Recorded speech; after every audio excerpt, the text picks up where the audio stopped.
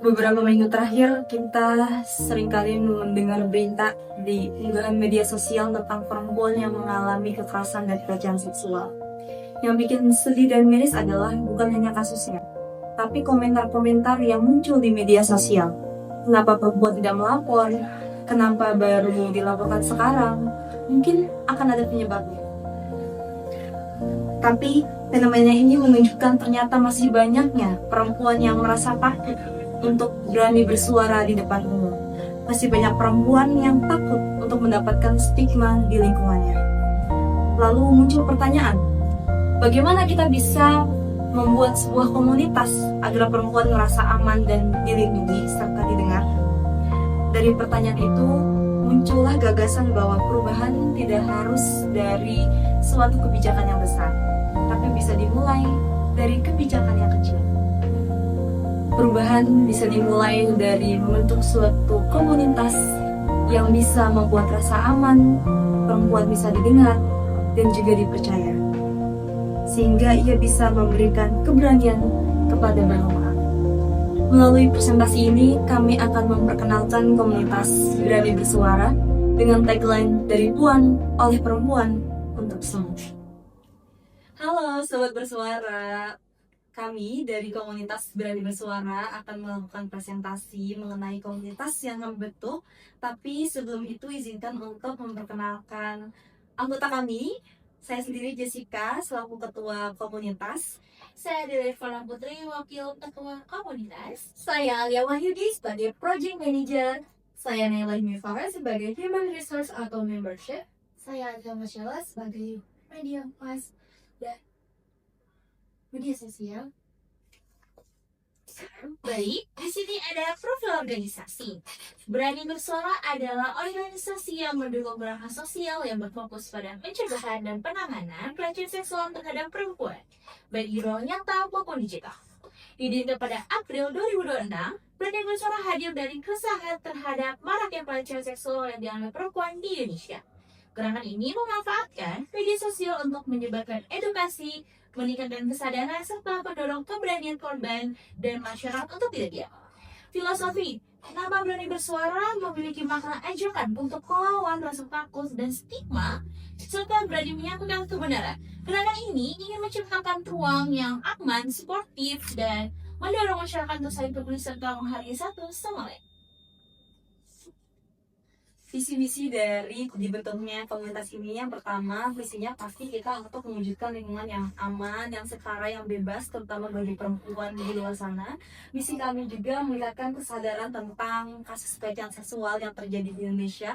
Kemudian tujuannya adalah untuk meningkatkan pemahaman serta kesadaran bagi seluruh masyarakat terkait pelecehan dan kekerasan seksual yang terjadi di Indonesia. Latar belakang dari dibentuknya komunitas kami tentunya di sini mengambil data dari Komnas Perempuan, di mana per tahun 2025 itu ternyata menunjukkan data bahwa 60.267 itu terdapat korban kekerasan dan seksual sebagai salah satu bentuk yang paling dominan atau sekitar 40%. Hal inilah yang melatar belakangi bentuknya komunitas kami menjadi ruang aman bagi para perempuan, ruang untuk bisa saling suportif satu sama lain. Baik, kemudian ada target audience. Di sini kami melihat dari 3 sisi. Yang pertama ada dari sisi demografis, yaitu target audience kami itu didominasi oleh perempuan yang usianya itu dari 17 tahun sampai dengan 30 tahun. Kemudian ada sisi psikografis. Nah, target audience kami ini memiliki kepedulian terhadap isu sosial, memiliki rasa empati tinggi, serta tertarik pada edukasi dan perubahan positif. Kemudian dari sisi perilaku digital, audiens kami itu aktif menggunakan Instagram setiap hari dan lebih tertarik pada konten visual yang singkat, jelas, dan informatif seperti poster kampanye sosial. Kemudian, mengapa kita memilih Instagram sebagai sosial media yang kami gunakan untuk kampanye? Yang pertama, itu kita melihat dari sisi visualnya yang menarik. Dipilih Instagram ini karena mendukung penyampaian pesan melalui konten visual yang menarik, mudah dipahami, dan lebih mudah diingat oleh audiens. Kemudian yang kedua, itu jangkauan di Instagram itu jangkauannya luas. Kenapa? Instagram itu memiliki banyak pengguna yang aktif, terutama dari kalangan anak muda yang menjadi target utama kampanye kami. Kemudian dari sisi yang terakhir, itu interaktif. Fitur seperti like, comment, share, dan story memungkinkan audiens itu berinteraksi serta ikut menyebarkan pesan-pesan kampanye kami. Dari konten yang sudah disebarkan oleh Berani Bersuara, kita menganalisis akun Instagram mulai pada tanggal 27 April tahun 2026 Berani Suara dibentuk. Teman-teman bisa lihat pada tanggal 27 tersebut followers, postingan, dan juga mengikuti itu hanyalah 0. Hingga pada saat ini, 1 Juli, itu kita berhasil memposting postingan edukasi dan juga interaktif terhadap audiens banyak dan berhasil memiliki followers sebanyak 76 dan mengikuti 68. Dari rekap dari 27 April hingga 30 Mei, bisa dilihat juga tayangan itu hanya 5.000 dan juga interaksi hanya 530.